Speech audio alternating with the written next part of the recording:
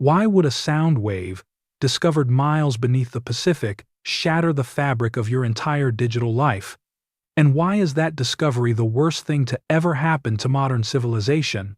Imagine you are scrolling through a feed, maybe watching a video, just like this one when it happens. It's not a sudden explosion, not a blackout, but a subtle, creeping silence. Your phone, clutched in your hand, freezes. The screen doesn't crack or glitch, it just stops. You tap it once, then twice. A familiar annoyance turning swiftly into a cold dread as you realize the device is not merely stuck, it's inert. It's a beautifully crafted, highly expensive paperweight. You look up, maybe towards your laptop, which is also humming its last, futile electronic breath before it dies. You try to turn the TV on, but the smart interface is gone. This isn't a power outage, because the light's good old analog filament bulbs are still glowing. The news broke just hours before, buried under the usual celebrity gossip and political noise. A team of deep-sea geologists, operating a remote submersible near the Mariana Trench, had recorded an anomalous acoustic signature. They dubbed it the ancient tone, or simply the A-tone. It was a perfectly clean, impossibly deep frequency, vibrating at a level outside the normal human and even electronic detection spectrum, only captured indirectly through a series of specialized quantum sensors that had been accidentally left running. You probably glanced at the headline, dismissed it as fringe science, and moved on. That was the last time your brain processed unparalleled digital information. Your car's sophisticated navigation system dies mid-route, leaving you stranded with only vague memories of directions. Your smart lock refuses to open, trapping you either inside or outside your home. Your banking apps? Gone. Your stored photos? Locked forever behind an impenetrable digital wall. The sheer, terrifying inconvenience is the first shockwave. You try to call someone, anyone, and the sophisticated digitized switching networks of the modern telephone system offer only a dead, empty line. The cell towers, those silent pillars of our connectivity, are not powered down. Their complex digital brains are simply fried. You start to move outside, instinctively seeking human connection and explanation. What you find is chaos born not of violence, but of sudden, bewildering helplessness. People are standing still, staring at their dead devices with the glazed, defeated look of a child whose favorite toy has been snatched away. But the tragedy is deeper than mere loss of entertainment or convenience. Think about hospitals. The vast majority of life support systems, monitoring equipment, and drug dosage pumps rely on digital control interfaces and processors. The A-tone hit them first and hardest. You see ambulances racing, not with sirens blaring. The digital controls for the sirens are dead too, but with drivers desperately trying to navigate based on instinct, heading toward hospitals that are quickly descending into medical anarchy. Surgeries halt mid-operation. Intensive care units go dark. The immediate human cost is staggering.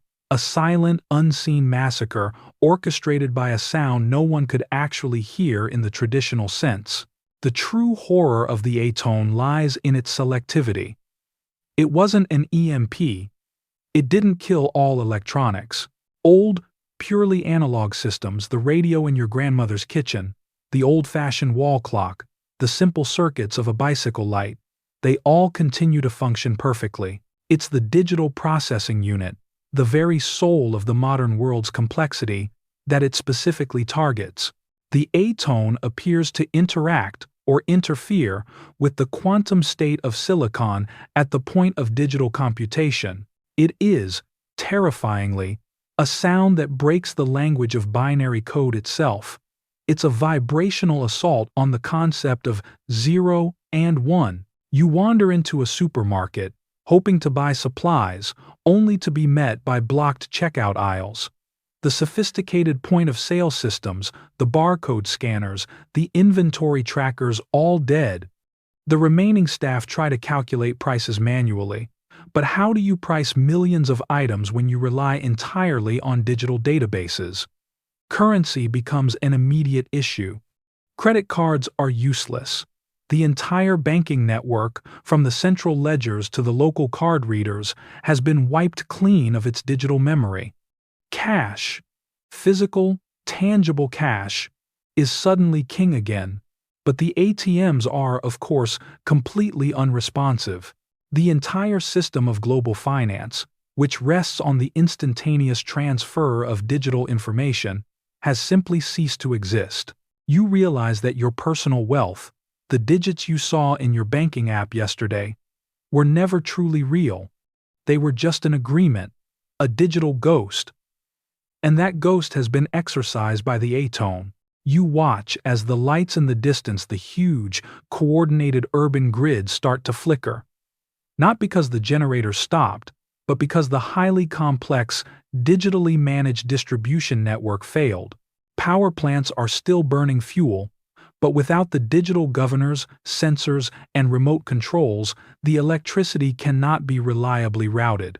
Substations are overloaded, safety systems fail, and explosions ripple across the skyline as critical components burn out. The power grid, one of humanity's greatest digital achievements, is tearing itself apart. You are witnessing, in real time, the catastrophic failure of total reliance on the digital domain. You begin to understand that this sound is not just an inconvenience, it is a fundamental attack on the very mechanism that manages modern life, reducing our brilliant, interconnected world back to the mechanical, analog 19th century in the span of a single afternoon. The implications for water distribution, traffic control, and long-distance communication are almost too profound to grasp. But you can feel the rising panic in the air, a panic that can no longer be contained or coordinated by any digital means. Why, if the only people capable of studying the atone were those still living in an analog world, would we be facing a disaster worse than total technological collapse? Remember that initial cold dread when your phone died? Now, multiply that by the scale of the world. The world is screaming, but only with human voices and mechanical alarms, no digital alerts, no satellite broadcasts, no coordinated emergency texts. You are one of millions grappling with this sudden, profound silence. Your mind races back to the original discovery. The deep-sea team. Were they safe? Did their submersibles, which relied on cutting-edge digital processors, simply drop to the ocean floor?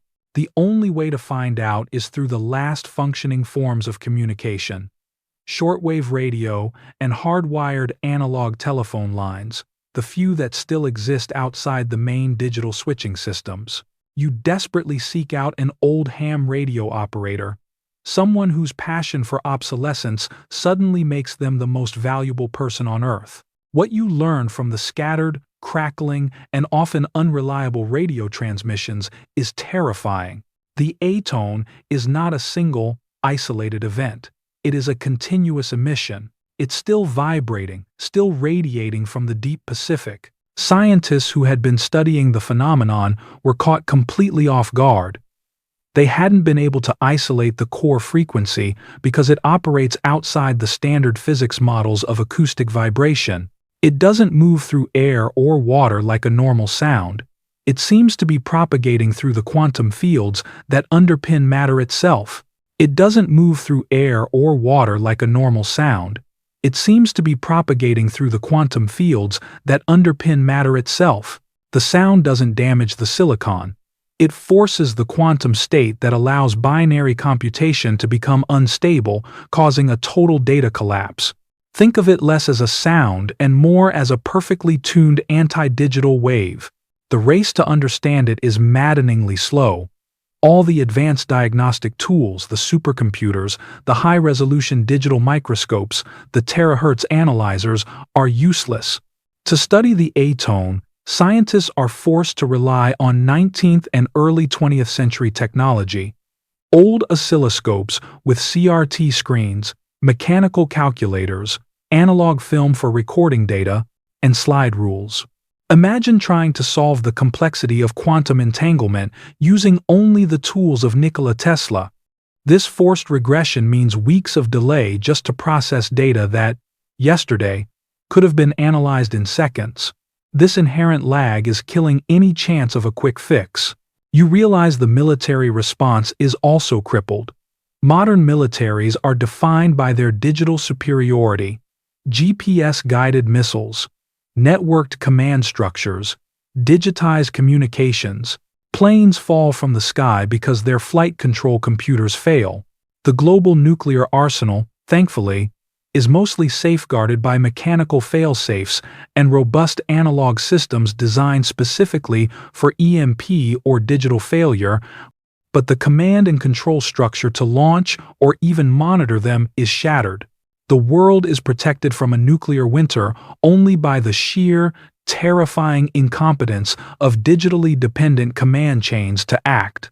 The balance of global power has been reset to zero, based not on who has the biggest bomb, but who can still operate a printing press or a steam engine. Your focus shifts from surviving the initial outage to understanding the source.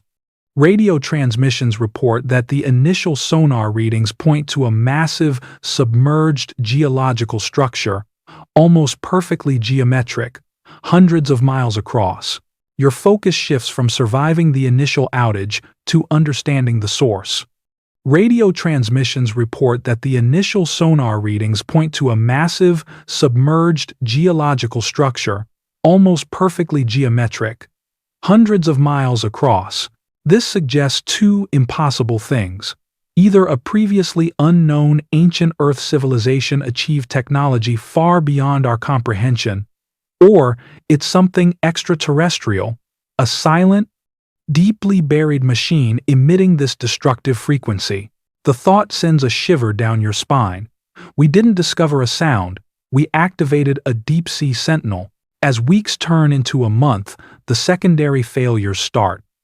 Without digital timing and synchronization, basic services that survived the initial blast begin to crumble. Railways fail as signals, and switching points cannot be coordinated. Food preservation systems, especially large-scale industrial freezers reliant on digital thermostatic controls, start to thaw, leading to mass spoilage. You see the true grim face of the collapse. Not people fighting over gasoline, but people starving because the analog systems can't handle the massive logistical demands of a global population of billions. The A-tone didn't just kill the internet, it killed efficiency.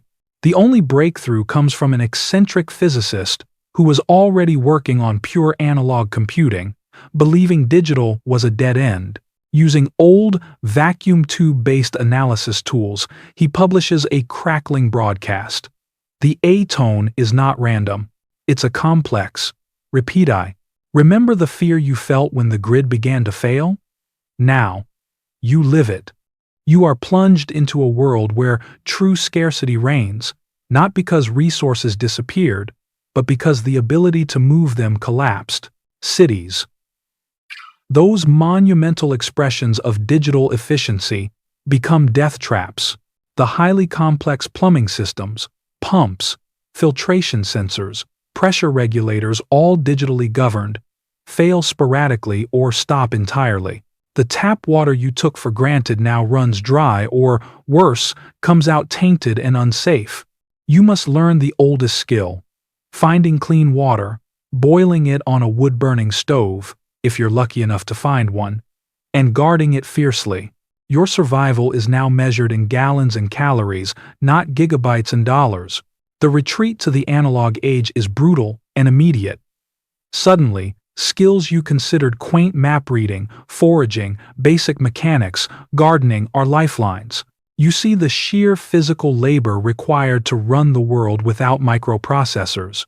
The few remaining factories that can operate are those with belt drives, mechanical switches, and manual controls. Production plummets, dropping to 5% of pre-A-tone levels. Try to imagine communicating across continents. Without fiber optics and digital relays, transoceanic cables are useless. Information travels at the speed of steamships and manually operated telegraphs, which, being mostly analog, still function, albeit slowly. You, like everyone else, must choose. Stay in the starved city, where the competition for canned goods and working water sources is becoming desperate, or venture out to the countryside, armed with old maps and a compass, hoping to find a community that can still farm the land using manual tools. You are walking, riding a bicycle, or perhaps using a horse, a living, breathing, analog machine whose value has skyrocketed. The most terrifying thing about this new silence is the knowledge gap. All the collective wisdom of humanity, every scientific paper, every instructional video, every manual for every machine ever built, was digitized and stored on servers that are now inert metal blocks. Children born in this new age will not learn history from a screen. They will learn it from tattered paperbacks and the oral traditions of traumatized survivors. We have, effectively, lost a millennium of knowledge overnight, locked behind a digital wall that no one knows how to climb. The few physical libraries that survived looting become sacred ground, their custodians holding the keys to the past. But the A-tone is still humming. The low-frequency vibration is still radiating from the deep. And here is where the deeper horror sets in. The long-term, slow-burn effects. The scientists, working tirelessly with their antique tools, discover that the A-tone is not static. It is slowly, almost imperceptibly, shifting its resonant frequency. The initial blast killed complex digital systems. Now, the shifting tone is starting to affect simpler electronics, the timing chip in a cheap wristwatch, the basic microprocessor in an analog digital calculator. The A-tone is tightening its grip, cleaning the world not just of high-end digital complexity, but of any silicon-based computation whatsoever. The worst part is the psychological impact. You look around at the world, the rusting husks of cars, the silent towers, the empty airports, and you see a monument to folly. We built a civilization so advanced, so intricate, that a single, invisible vibration could bring it all down. You begin to question the very nature of progress. Was all that digital complexity, the speed, the connectivity, just a temporary, fragile shield against a deeper, more fundamental truth of the universe? A truth that this ancient tone is now forcing us to confront? The desperation of the survivors is not just about hunger or thirst. It's about the existential terror of knowing that the very foundations of your reality were built on a house of cards. The old ways of doing things are the only ways left. And the world is far too populous to sustain itself with nothing but muscle and basic mechanics. We need a way to fight this sound, and the final analog analysis reveals something utterly shocking about its mathematical structure. Why is the A-tone not a sound wave or a signal, but a fundamental flaw, a mathematical contradiction in the very structure of digital information? Remember the fear that the sound was tightening its grip, starting to affect simpler electronics? The world has regressed, survival is grueling, and the A-tone is still humming, a constant, unseen destroyer. But now, the scattered scientists, working with their antique analog gear, finally achieve a true breakthrough in understanding the sound's nature. You learn this through faint, desperate radio bursts, the news traveling hundreds of miles by word of mouth, by courier on bicycle, and finally reaching your isolated, struggling community. The A-tone is not an acoustic wave or an electromagnetic pulse or any kind of energy we previously categorized. It is a pattern of contradiction. Think about binary code.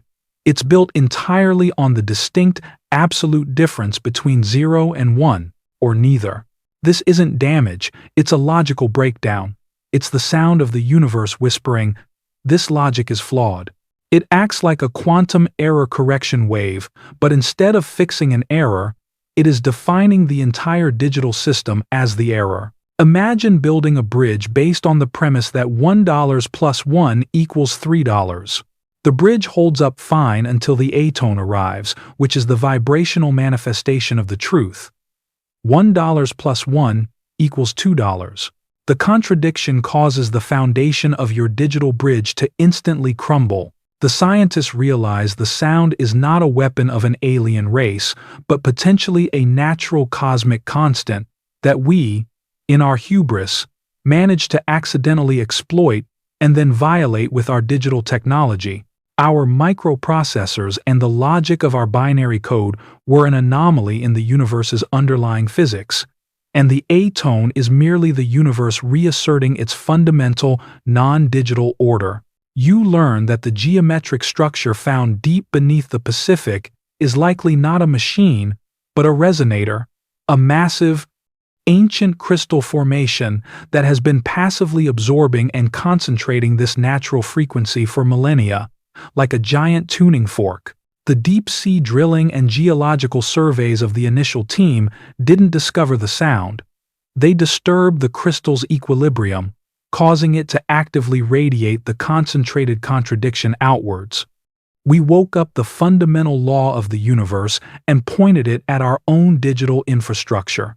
The horrifying implication is this: the A-tone cannot be jammed, shielded, or diverted because it is not energy. It is information. It bypasses every known defense because its destructive mechanism is purely logical. Furthermore, the scientists confirm the terror you've been feeling. The shift in frequency is accelerating. The initial tone only killed complex digital processors. The current, slightly higher frequency, is now threatening to take down any system relying on even the most basic microchips, like the simple timing circuits in analog watches, older radios, and even some very basic electrical components that use digital logic internally. The technological regression is about to accelerate from the 19th century back to the 18th century. The few remaining pockets of scientific resistance face an impossible choice. To stop the sound, they can't simply blow up the deep-sea resonator that would only scatter the high-energy quantum signature, potentially spreading the contradiction into every corner of the planet instantly, killing every remaining electronic device, even analog ones, by causing total quantum decoherence. They must find a way to detune the resonator without destruction, to slowly draw the energy and information back in. They need to build a massive, mechanical, liquid-based computer, a machine of copper, gears, and flowing fluid that processes information through continuous variables, not discrete digits. The effort requires unimaginable manual labor, the recovery of massive amounts of pre-digital machinery, and the combined effort of every surviving mechanical engineer, mathematician, and craftsman. It is a desperate race against time, a final, monumental analog effort to defeat a quantum-scale enemy. The scientists have discovered the problem, but the solution demands a sacrifice of a completely different magnitude. A sacrifice that will redefine what it means to be modern. Remember the monumental effort to build that liquid-based, purely analog computer? After months of grueling, manual labor, fueled by desperation and the last vestiges of hope, the machine is ready. Its purpose: to generate a perfectly tuned, reverse mathematical frequency, a silence wave that will slowly and gently coax the A-tone's energy and logic back into the deep-sea resonator, sealing it forever. But the process carries an agonizing trade-off. The scientists, communicating via sputtering shortwave radio from the Central Analog Command Center, explain the terrifying mechanism. To neutralize the contradiction, the analog computer must establish a new, stable quantum baseline for the planet. To neutralize the contradiction, the analog computer must establish a new, stable quantum baseline for the planet. When the silence wave activates, it won't just neutralize the A-tone. It will permanently retune the quantum field of Earth to a state that is intrinsically incompatible with the high-speed, binary logic required for microprocessors. The terrible choice is laid bare before the scattered, surviving remnants of humanity. If they activate the silence wave, the A-tone will stop, and the remaining threat to simpler electronics will vanish. Society can slowly, agonizingly rebuild using mechanical, analog, and basic electrical technology. They will have sustainable power, clean water, and functioning communication, but only via telegraph, radio, and hardwired phone lines.